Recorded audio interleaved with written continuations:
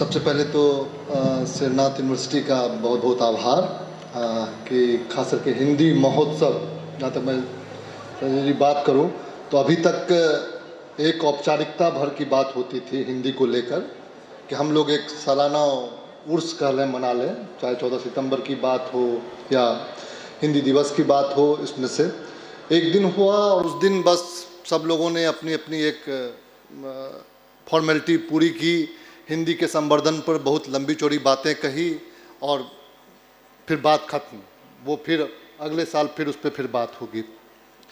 तो मैं सिरनाथ यूनिवर्सिटी का बहुत बहुत मतलब आभार, और मुझे बहुत बेहतर लग रहा है खास करके इस वाले मामले में कि एक छठा साल चल रहा है, छठा है ये, और लगातार जिस तरह से मेरे पास ब्राउज़र आया उसमें जो मैंने देखा तो जो हिंदी आखिर कैसे लोगों के जन जन में और कन कन में घुस सकती है, इन चीज़ों को, और वो उसके जो मस्तिष्क पटल पर है वो किस तरह से आ पाए, इस पर काम किया गया है। ये बहुत बढ़िया। मैं इसके लिए कहूँगा कि अभी चूँकि मैं उतना वाकिफ़ नहीं हो पाया, जिन्होंने भी इसकी परिकल्पना की, बिल्कुल हैट्स ऑफ, बहुत अच्छी बात है। चूँकि आप शिद्दत से उसको जीना चाहते हैं, आप हिंदी को, वो मुझे ब्राउज़र देखकर जब रजिस्ट्रार महोदया मेरे पास आई और उन्होंने कहा कि सर आपको जाना है और बिल्कुल आपको संबोधन करना है, तो मैंने कहा कि ऐसे होगा हिंदी महोत्सव। लेकिन जब मैंने उसकी परिकल्पना पढ़ी तो मुझे लगा कि नहीं, ये बिल्कुल शिद्दत से एक हिंदी महोत्सव मनाया जा रहा है। जो भी बच्चे, विभिन्न विश्वविद्यालय के बच्चे आए हैं, वो इस आज की इस प्रतियोगिता में, जैसे अभी प्रश्नोत्तरी हो रही है, दीवार लेखन की बात थी, फेस पेंटिंग की बात है, कई सारे ऐसे आयाम, ऐसी बातें कही गई है जिससे वो उनके मस्तिष्क पटल पर हिंदी बिल्कुल छप जाएगी। बहुत अच्छा, बहुत बहुत आभार। मैंने चूँकि शुरुआत में ये कहा, वैसे सभी लोगों का मैं अभिनंदन अभी मैं करता हूँ, सिरनाथ यूनिवर्सिटी के कुलपति महोदय और जितने भी उपस्थित समूह के गण्यमान्य लोग हैं उनका बहुत बहुत आभार, संजय जी का आभार, मैडम आपका बहुत बहुत आभार। बात हम लोग अभी कर रहे हैं हिंदी की, और आज का जो हिंदी पूरे विश्व में तीसरे नंबर पर है जो सर्वाधिक बोली जाती है। जब आप देखेंगे तो तकरीबन 1 करोड़ मतलब अपने देश की आबादी है तो 125 करोड़ से ऊपर की हम लोग हैं, और इसमें हिंदी बोलने वालों की संख्या जो है वो 43% से ज़्यादा है पूरे भारत में। तकरीबन 53 करोड़ से अधिक लोग हिंदी बोलते हैं। तो आप समझ सकते हैं कि किस तरह का है, जिनके कि हिंदी बोलने, समझने और जिनके खान पान, आचार व्यवहार सब में हिंदी शामिल है, जिस तरह से बात करें। जहाँ तक विश्व की बात करें तो पूरे विश्व में तीसरी सर्वाधिक ऐसी भाषा जो हिंदी है, 70 करोड़ लोग पूरे विश्व में हिंदी बोलते हैं। आप समझ सकते हैं कि हम जिस मंच का उपयोग कर रहे हैं, महोत्सव में हम जिसकी बात कर रहे हैं, विश्व में 70 करोड़ लोग ऐसी भाषा से जुड़े हुए हैं। सर्वाधिक बोले जाने वाली भाषा बिल्कुल है, सब कुछ समझ ही रहे होंगे कि अंग्रेजी है। तकरीबन 1.12 अरब लोग इसको बोलते हैं। चीनी भाषा मैंड्रीन उसके बाद है दूसरे नंबर पर, चूँकि जनसंख्या उनका हम उनसे ज़्यादा है, तो वो भी 1.10 अरब लोग मैंड्रीन बोलते हैं जो चीनी भाषा है। और उसके बाद हमारी भाषा 70 करोड़ लोग, जो हिंदी है वो 70 करोड़ लोग बोलते हैं। इसके बाद स्पेनिश है और अरबी है, तकरीबन 51 करोड़ और 42 करोड़ के करीब का है जो अरबी भाषा का है। अब जब मैं थोड़ा विषय प्रवेश करवाऊँ कि जहाँ तक कॉरपोरेट संस्कृति में हिंदी की उपयोगिता की जहाँ तक बात है, हिंदी की बात है, संजय जी ने बहुत अच्छी बात कही कि कॉरपोरेट इसको संवर्धित कर रहा है।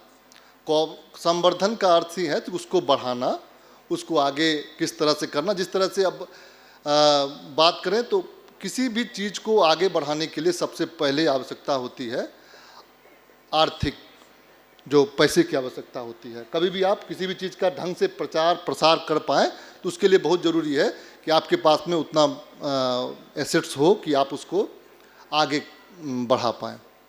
आर्थिक बात मैंने इसलिए की, किसी भी भाषा का आर्थिक विकास का से सीधा संबंध होता है। दुनिया भर में सभी लोग उस भाषा को सीखना चाहते हैं जिसको ज़्यादा से ज़्यादा लोग जानते हैं, ज़्यादा से ज़्यादा लोग जिसको बोलते हैं।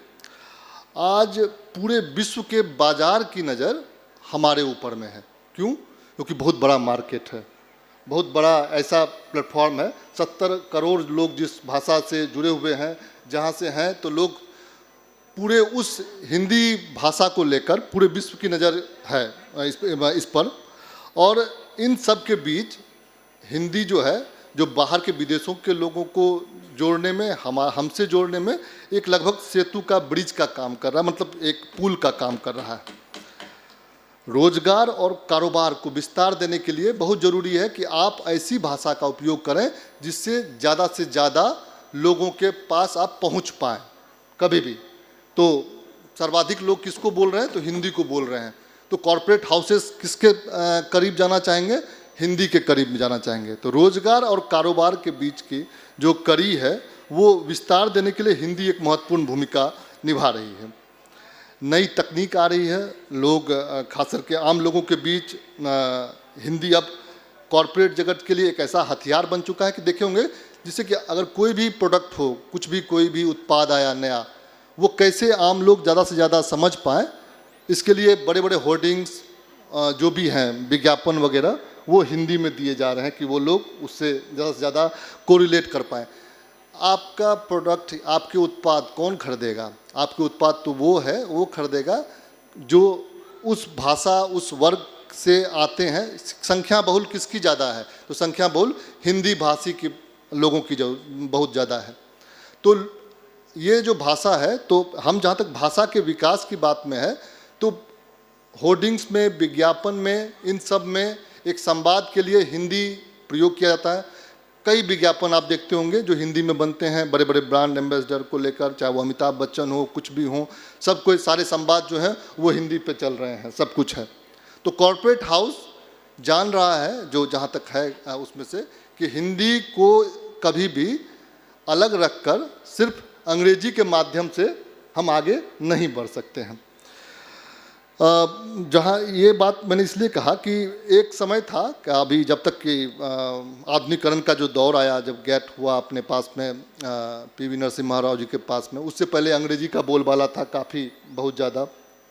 फिर हिंदी अपने आप खुद ब खुद कॉरपोरेट हाउसों में इस तरह से रच बस गई, क्योंकि उसको रचना बसना वजह यही था कि उनको सरवाइव करने के लिए हिंदी, मतलब उनको आगे बढ़ने के लिए हिंदी को पकड़ना बहुत ज़्यादा ज़रूरी था, नहीं तो वो अपनी बात लोगों तक नहीं पहुंचा पाते।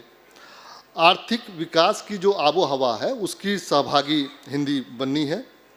सूचना तकनीक के इस दौर में लगभग जो कारोबार हैं, वो चाहे आप व्हाट्सएप पे, अभी संजय जी ने जिक्र भी किया, व्हाट्सएप पे चैट करें, ट्विटर पे चैट करें या फेसबुक पे चैट करें, हिंदी एक सशक्त माध्यम है। सारी जितनी कंपनियां हैं वो लोग हिंदी पर ही सारे कीवर्ड्स बना रहे हैं। उनकी चीज़ें वो हो रही, तकनीक में तकरीबन 94% तक अब जो सामग्री है वो हिंदी की खपत बढ़ गई है। हर 5 में से 1 व्यक्ति जो है वो हिंदी में इंटरनेट का प्रयोग कर रहा है। मैंने जो एग्जाम्पल दिया, जैसे हिंदी के कई गूगल्स ने हिंदी को लेकर कई सारे दिए हैं, जैसे कि हिंदी इनपुट है, लिपिक.in है, इस तरह के कई सारे सॉफ्टवेयर स्मार्टफोन एप्लीकेशंस में इस्तेमाल किए जा रहे हैं जो हिंदी अंग्रेजी के अनुवाद को बेहतर तरीके से बता पा रहे हैं। हिंदी की बात जहाँ तक करें, अभी हम उस विषय पर पहुँच रहे हैं। कॉरपोरेट संस्कृति में जहाँ तक बात है, तो मैं संजय जी के बात से ज़रूर इत्तेफाक रखता हूँ। उन्होंने मुलायम सिंह यादव जी का एक एग्जाम्पल दिया, बहुत बढ़िया रहा उसमें से। उन्होंने हिंदी के जोर पर उनका था। हिंदी और उर्दू खास करके जहाँ माँ और मौसी वाला मामला है, और अमूमन जो पूरी शुद्ध हिंदी संभव नहीं होता, जैसे उन्होंने एक कहा चीरखंड का इस्तेमाल किया, इसी तरह स्टेशन होता है धूम सकट विश्राम आलय, बोलना किसी के लिए संभव है नहीं कि वो धूम सकट विश्राम आलय की बात है। हमारी अवधारणा इस तरह की नहीं है कि इस तरह की हिंदी बने। मेरा जहाँ तक बात है कि हम हिंदी के प्रचार प्रसार और संवर्धन के लिए जितनी भी बात करें, जब तक हम उसको स्थापित नहीं कर पाए, तब तक उसका प्रचार प्रसार और संवर्धन नहीं हो सकता है। स्थापित करने का मतलब ये है कि अभी हम जितनी बात कर, हमने क्या कहा कि चाहे कोई भी कॉरपोरेट हाउस हो, कोई भी बड़े व्यावसायिक घराने हो, उनको अपने उत्पाद आम लोगों तक ले जाने के लिए हिंदी के होर्डिंग्स, बैनर, पोस्टर्स, उनके विज्ञापन, इसकी आवश्यकता होती है।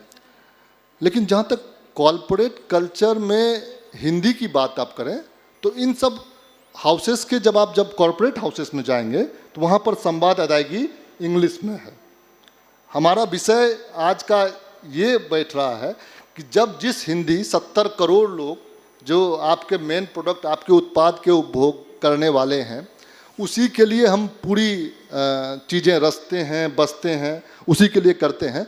तो कॉरपोरेट, इस तरह के जो बड़े बड़े कॉरपोरेट हाउस हैं, वहाँ पर संवाद भी हिंदी में हो तो हिंदी जरूर समृद्ध होगी। बात इसलिए मैं ये बात कर रहा हूँ, ये ज़रूरी भी है। ये ज़रूरी इसलिए है कि इस पर बहुत शिद्दत से काम करने की आवश्यकता है। सरकार ने अभी फैसला लिया है कि मेडिकल और इंजीनियरिंग की पढ़ाई हिंदी में होगी। अब आप समझ सकते हैं कि बच्चा हिंदी में मेडिकल और इंजीनियरिंग की पढ़ाई करके जाएगा तो वो अगर कॉरपोरेट हाउसेस में पहुंच रहा है, अभी तक हम जितनी बात कर रहे हैं वो किताबी बातें ना हो जाएं, वो कॉरपोरेट हाउस में जाएगा तो अपनी बातों को बेहतर तरीके से किस माध्यम में रख पाएगा? जिस माध्यम में उसने पढ़ाई करी है। उसे कहाँ दिक्कत आएगी? उसे दिक्कत आएगी उस बड़े कॉरपोरेट हाउस में अपने एमडी, सीईओ, अपने सीनियर एग्जीक्यूटिव्स, अपने एमडी, इन लोगों से संवाद अदायगी में, उनसे बात करने में। क्योंकि वो सरकार ने एक बहुत अच्छी पहल की कि चूँकि क्षेत्रीय भाषाओं में भी अभी उड़ीसा सरकार ने, चूँकि उड़ीसा भी हमारे यहाँ है, यहीं से देख रहे हैं, तो उड़ीसा सरकार ने भी कहा कि अब उड़िया में भी इंग्लिश की इंजीनियरिंग की किताबें होंगी, हिंदी में एमबीबीएस की पढ़ाई होगी, इंजीनियरिंग की पढ़ाई होगी। लेकिन जब ये लोग हिंदी में पढ़ के बाहर आएंगे तो क्या ये उतने सहज होंगे उन बड़े घरानों में? क्या हम जितनी हिंदी की बात कर रहे हैं तो वो ज़रूरी ये है कि आप जब भारत में, मैं ये थोप नहीं रहा हूँ कि ऐसा होना ही चाहिए। हम लोग हिंदी मीडिया हाउस है, हमारा प्रभात खबर जहाँ तक हो, और जितनी भी मीडिया हाउसेस हैं हिंदी, तो हम लोग के यहाँ तो अमूमन हिंदी में ही बातचीत होती है, सारी संवादगी वही है। लेकिन बात यहाँ कॉरपोरेट सेक्टर की कर रहे हैं, कॉरपोरेट हाउसेस कर रहे हैं। मैडम आप वो देखेंगी कि अगर आप हिंदी में, वो बच्चा हिंदी में एमबीबीएस करके निकलेगा, इंजीनियरिंग करके निकलेगा, और वो अपनी बातों को ठीक ढंग से अपने बड़े अधिकारियों के पास रख ही नहीं पाएगा तो उसमें कितनी कुंठा आ जाएगी। तो कॉरपोरेट संस्कृति में हिंदी जो है वो कॉरपोरेट हाउसेस के अंदर में भी, वहाँ भी बात करने में लोग एक सहज महसूस करें, वहाँ भी अपने सीईओ से बात करने में, एमडी से बात करने में, अपने डायरेक्टर से बात करने में, या अपने सीनियर एग्जीक्यूटिव से बात करने में, वहाँ भी लोग हिंदी में बात करेंगे। तो हम जो प्रयास कर रहे हैं, आज खासकर के सिरनाथ यूनिवर्सिटी ने जो पहल की है और एक टॉपिक्स दिया है कि कॉरपोरेट संस्कृति में हिंदी का महत्व, तो तभी वो फलीभूत हो पाएगा। और ज़रूरत है उस सेक्टर में काम करने की। इंग्लिश, अंग्रेजी मैं बुरा नहीं मानता हूँ, आपको आधुनिकता के इस दौर में अपने आप को इस्टेब्लिश करने के लिए, अपने आप को स्थापित करने के लिए, देश विश्व भर में अपनी पहचान बनाने के लिए अंग्रेजी बहुत ज़रूरी है।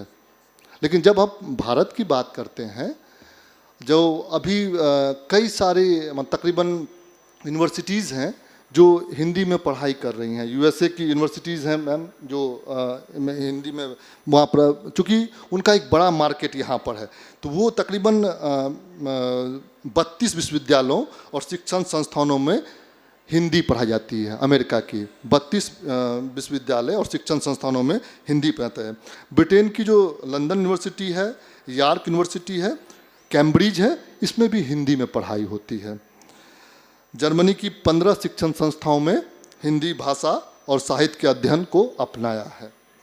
चीन में 1942 में 1942 में हिंदी अध्ययन शुरू हुआ और 1957 में हिंदी रचनाओं का चीनी में अनुवाद उन्होंने शुरू किया, क्योंकि उनको अपनी बातों को, अभी सबसे ज़्यादा जो कंज्यूमर प्रोडक्ट्स है उसके सबसे बड़ा जो खपत हो रहा है चीनी उत्पादों का, वो भारत में हो रहा है। आप सोच सकते हैं कि उसकी चीन की तैयारी समझ लें। चीन की तैयारी समझ लें कि 1952 से उसने हिंदी को समझना, उसका ट्रांसलेट करना शुरू कर दिया चीनी भाषा में, उन चीज़ों को बताने के लिए, क्योंकि उसको इस मार्केट में अपना आधिपत्य जमाना था। हम कितनी भी बात कर लें अभी, चाहे बड़ी बड़ी बातें कर लें, अभी तक में लोग कहते हैं कि भाई चीनी सामानों का बहिष्कार करो, ये करो। बिल्कुल वो बहिष्कार होना चाहिए, स्वदेशी को जरूर हम करें, लेकिन दूसरे शब्दों में आप ये देख लें, क्या ये संभव है तत्क्षण तत्काल?